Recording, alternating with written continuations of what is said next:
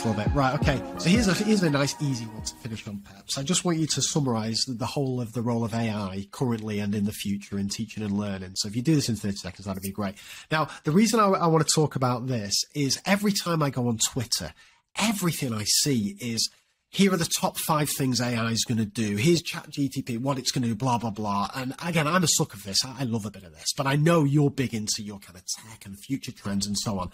And you wrote a brilliant Twitter thread that was entitled, What's Happening in AI Right Now and What Does It Mean for Education? Now, the problem with these things is there's a danger they're out of date 7 days after you've written them and blah, blah, blah, blah, blah.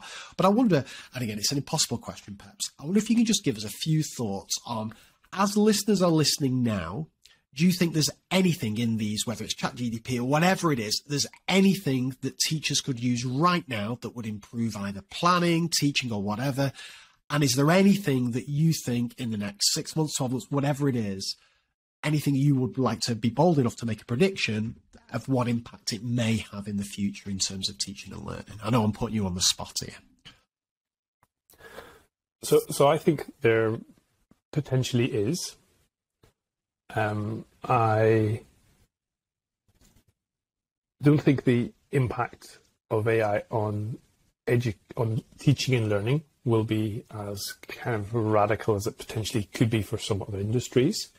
But I think in terms of support for teaching and learning, it will have a place, as it will have a place in every industry. It isn't quite clear yet exactly what that will look like. So I don't think there are good off-the-shelf kind of solutions that I could suggest to your audience to that it will be useful for. However, what I would counsel is that there is a lot of value to getting familiar with some of these tools, because you can only really understand their value once you've kind of played around with them for a little bit.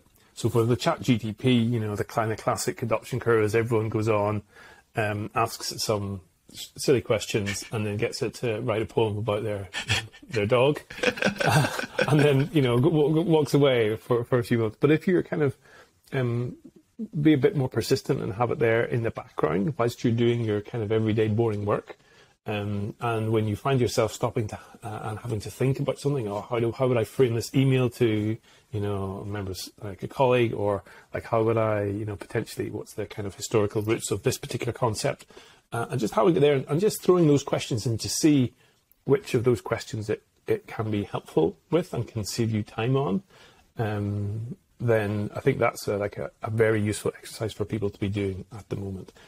Partly because that's the only way as a profession we're going to really figure out where its potential value might lie. I think trying to second guess, it's going to be really good for this.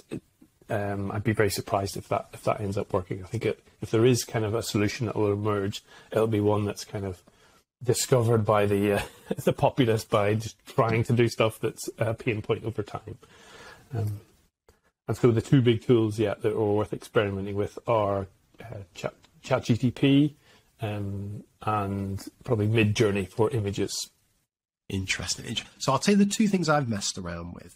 So lesson planning's an interesting one. I think it seems fairly decent on this to give you a head start. So if you put something like, I want to plan a lesson on quadratic equations for a year 10 group, can you give me some thoughts, blah, blah. It's pretty good at stuff like that. Like, again, a lot of it's a bit generic, but at least it gives you a starting place. And I think if I was a newly qualified, an ECT, early qualified teacher, that'd be quite helpful for me, particularly if I was in a school that didn't have centrally planned resources, I didn't have a textbook and so on. It's quite logical in the way it sets things out. So I quite like it for lesson planning. The other one I was messing around with, I wondered if it could just replace me, which would be ideal, in terms of writing what I call intelligent practice, so doing kind of variation. But it's not so great at that, so it'll literally just change. It's good at changing one thing, but with no kind of thought behind why it's changing it.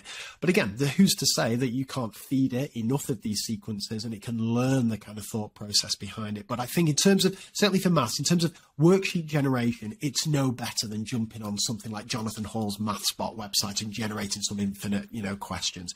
It's no better than that. But I think the lesson planning one's potentially an interesting angle. I don't know if you have any final thoughts on either of those, perhaps.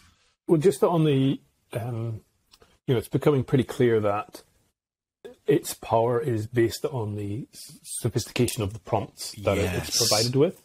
And so with your like intelligent practice questions, at the minute you're kind of framing it as it's limited, its power is limited, whereas it could be our power or our intelligence in terms of how sophisticated we are giving it prompts could be the limiting factor, because it could turn out that you spend a bit more time and put a bit more effort into providing with really precise prompts in sometimes quite creative ways. You can end up with like a completely different product. And so things like starting off by saying, imagine you're an expert in curriculum design, telling the AI what its function is going to be, providing it with examples and not examples. There's actually quite a lot we can learn from explicit instruction that can be applied to effective prompt design.